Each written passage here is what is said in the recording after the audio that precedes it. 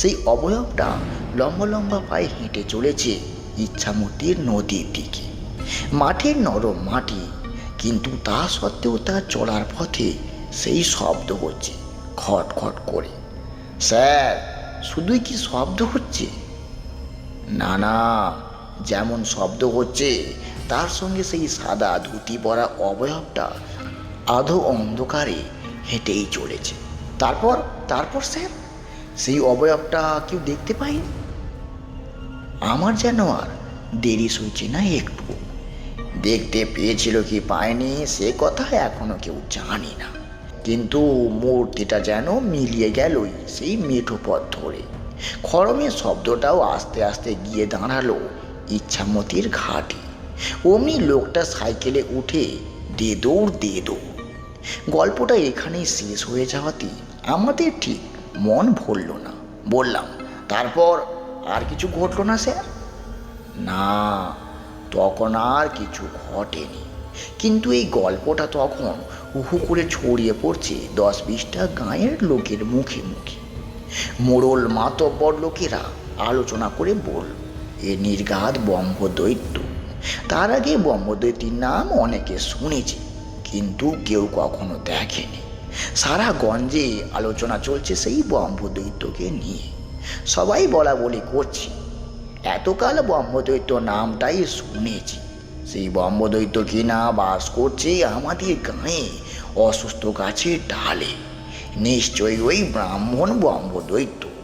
তারপর কদিন শুধু ব্রহ্মদৈত্যকে নিয়ে আলোচনা সবার মুখে। চারিদিক থেকে লোকজন ছড়িয়ে এলো ব্রহ্মদৈত্যকে দেখতে। তা স্যার, দেখতে সবাই পেল? কি করে বা দেখতে পাবে? তারা তো সবাই আসছে দিনের বেলা। চারিদিকটা ফক ফক করছে রোদ দূরে। সেই রোদের মধ্যে অসুস্থ গাছে ঝাঁকড়া পাতার ফাঁক ফোঁকো দিয়ে লোক চেষ্টা করছে ব্রহ্মদৈত্যকে দেখার। সে কি আর দেখা যায়? স্যার, রাতের বেলা কেউ আসেনি? মাথা খারাপ নাকি? গায়ের মানুষ এমনিতেই ভূতের ভয়, তারা আসবে রাতের বেলা ওই ব্রহ্মদৈত্যকে দেখতে? বরং সন্ধে হওয়ার আগেই যে যার ঘরে ফিরত।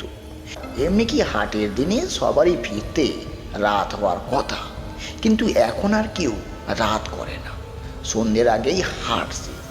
তাতেও কারো কারো যদি আনাজপাতি সব বিক্রি না হয় তার আগেই বিক্রি বাট্টা বন্ধ। সে এক মহা গোলমাল বিঁধে গেল গ্রামটায়। তারপর তারপর স্যার, আমাদের সবার মনে কৌতূহল যেন চরম পর্যায়ে। তারপর একটু একটু করে সাহস সঞ্চয় করতে শুরু করলো। যাদের ফিরতে একটু দেরি হচ্ছে, সন্ধে পার হয়ে যাচ্ছে, তারা ফিরতে লাগলো দল বেঁধে। আর যেই না সেই অসুস্থ গাছের কাছে আসে, এমনি তারা জোরে জোরে গান গাইতে শুরু করে। গান গাইতে গাইতে পার হয়ে যায় অসুস্থ গাছের নিচটা। কেউ কেউ ভয়ে চোখ বুজে থাকে ওই সময়টা। কিন্তু স্যার, 10-20টা গাঁয়ের মানুষ, কারো কি ইচ্ছে হলো না সত্যি ব্রহ্মদৈত্য বলে আছে কিনা একটু দেখি? হ্যাঁ, তাও কি আর চেষ্টা হয়নি? মাঝে মাঝে একদল মানুষ বলে ওঠে, ধুস, ওসব বাজে কথা, চল আমরা রাতের বেলায় দেখে আসি। কিন্তু তাদের সেই অভিযান কখনো খুব একটা কার্যকারী হয়নি। একবার একদল লোক নাকি মাঝরাত্রিরে গিয়েছিল একটি লাঠি হাতি নিয়ে, অন্য হাতে টর্চ। লাঠি কী হবে স্যার? তা স্যার, লাঠি হাতে কি ভূত তাড়ানো যায়? আমাদের প্রশ্নে সন্ন্যাসী স্যার হাসতে থাকেন। সে কথা সে ঠিক জানতো না, কিন্তু হাতে একটা লাঠি থাকলে বোধ হয় মনে খুব সাহস থাকে।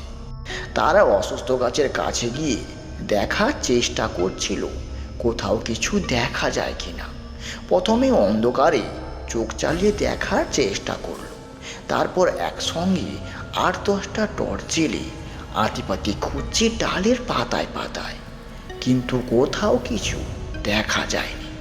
এমনি খড়মে শব্দ বলেও যা প্রচারিত হয়, সেই শব্দ কেউ শোনেনি। তা স্যার, এতজন লোক দেখলো, সেই ব্রহ্মদৈত্য কি আর তবে দেখা দেবে না? তোমরা ঠিকই বলেছ। পরেও নাকি একজন লোক সন্ধ্যের পর সাইকেল চালিয়ে যাচ্ছিল অসুস্থ গাছের নিচ দিয়ে। হঠাৎ মাথায় ঢুল খেয়ে পড়ে গেল সাইকেল থেকে। সাইকেল তুলে নিয়ে পড়ে কি মরি করে সেখান থেকে পালিয়ে গিয়ে বাড়িতে পৌঁছে ভিড় মিখিয়ে পড়ে আর কি। পরদিন সেই কথা শুনে তারপর অনেকে মিলে সেখানে এসে দেখলো অসুস্থ গাছের একটা ঝুড়ি বড় হয়ে গেছে, তারই এক প্রান্ত নেমে এসছে রাস্তার ওপর। কিন্তু তাতে অন্য কেউ ঢুল খায় না, শুধু সেই সাইকেল আরোহী ছিল বেশ লম্বা, তাই মাথায় ঠেকেছে। হ্যাঁ, সেই খড়মের শব্দ কিন্তু লোকে শুনতে পায়। লোকে অনেকদিন ধরে গবেষণা করে বলা বলি করতে লাগলো, পূর্ণিমা ও অমাবস্যা তিথিতে নাকি শুনতে পাওয়া যায় সেই পায়ের শব্দ আরও বেশি। সে সময় কখনো মধ্যরাতে শোনা যায় গাছের এক ডাল থেকে আর একটা ডালে ঘুরে বেড়াচ্ছে একটা শব্দ। মনে হয় সেই অশরীর খড়ম পায়ে ঘুরে বেড়াচ্ছে গাছের এ ডাল থেকে ও ডাল পর্যন্ত। স্যার, সত্যি কি ব্রহ্মদৈত্য বাস করেন ওখানে? আমাদের প্রশ্নে সন্ন্যাসী স্যার হেসে বললেন, হ্যাঁ, 5 জনের মুখে ব্রহ্মদৈত্যের কথা শুনে আমাদের মনে হলো ব্যাপারটা একবার সরজমিন দেখে আসা দরকার। আমরা সেই বন্ধু রবীন্দ্র, যার কথা তোমাদের আমি আগেই বলেছি, সে খুব সাহসী। তাকে বললাম, কি রে, গাঁয়ের সব লোক ভীতু বলে আমরাও কি ভীতু? চল একবার দেখে আসি। আমরা এবার উত্তেজিত হয়ে জিজ্ঞাসা করি, তা আপনারা গেলেন স্যার? হ্যাঁ, দুজনেই ঠিক করলাম একদিন অমাবস্যা তিথিতে মাঝরাতে অ্যাডভেঞ্চার করেই আসা যাক। ব্যাস, একদিন রাতের খাবার খেয়ে দুজনে সাইকেল চালিয়ে যখন সেই অসুস্থ গাছের নিচে এলাম, তখন ঘুটঘুট করছে অন্ধকার। স্যার, টর্চ আর লাঠি নিয়েছিলেন? না না, ব্রহ্মদৈত্য দেখতে বেরিয়েছি, তার সঙ্গে লাঠি নিয়ে কোনো চালাকি চলবে না। আর টর্চ আলো জ্বাললে তিনি বা কি বলবেন? এই আলো নেবাও। একেবারে খালি হাত দুজনের। সেখানে পৌঁছে সাইকেলটা একটা জায়গায় রেখে আমরা ঘাপটি মেরে বসে আছি, কেউ কোথাও নেই। তিনি গাছের ডাল থেকে লাফ দিয়ে নেমে আসেন কিনা সেই অপেক্ষায় বসে আছি। তারপর দাঁড়িয়ে আছি তো আছি, কোনো শব্দ নেই। মাঝে মাঝে এক আত্রা ছুটকো ডাল শুকনো হয়ে পুট করে ঝরে পড়লো কোথাও, কিন্তু যার অপেক্ষায় দাঁড়িয়ে আছি তার কোনো পাত্তা নেই। তা স্যার, আপনারা কি শেষ পর্যন্ত পেলেন দেখা? শোনোই না, সন্ন্যাসী স্যার যেন একটু বললেন। তারপর হঠাৎ কোথাও যেন একটা শব্দ হলো, খট খট করে। আমি আর রবীন্দ্র গা ঘেঁষাঘেঁষি করে দাঁড়িয়ে আছি, দুজনেরই নিঃশ্বাস বন্ধ হয়ে যাওয়ার উপক্রম। দুজনেই বোঝার চেষ্টা করলাম শব্দের উৎস ঠিক কোথায়, কিন্তু শব্দটা এক জায়গায় থেমে নেই, যেন ঘুরে বেড়াচ্ছে এক জায়গা থেকে আর এক জায়গায়। আমি তাকিয়ে আছি রবীন্দ্রের দিকে, রবীন্দ্র তাকিয়ে আছে আমার দিকে। ভাবছি শব্দটা ঠিক, কিন্তু শব্দটা গাছের কোথা থেকে আসছে তা আমরা ঠিক বুঝে উঠতে পারছি না।